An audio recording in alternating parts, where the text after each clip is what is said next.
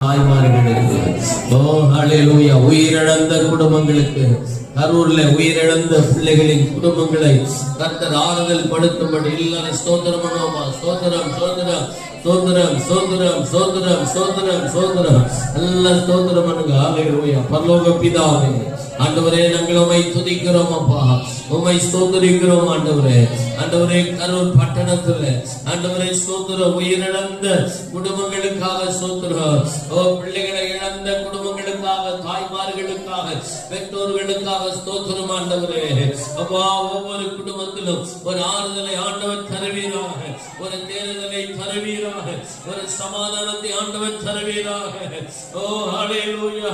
அந்த குடும்பத்துக்கு தேவன் மிகப்பெரிய ஒரு ஆறுதலையும் மிகப்பெரிய ஒரு தைரியத்தையும் ஆண்டவர் தரும்படியாய் செபிக்கிறோம் அப்பா.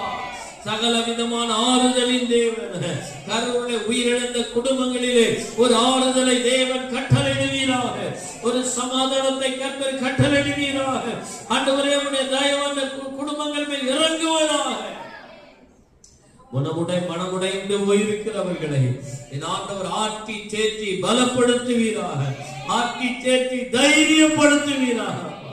உடைய பலத்தை கரம் இறங்கட்டும் அப்பா. அந்த பட்டணம் முழுவதிலும் சமாதானம் வரட்டும் அப்பா. அந்த பட்டணம் முழுவதிலும் ஆறுதல் இறங்கட்டும் ஆண்டவரே.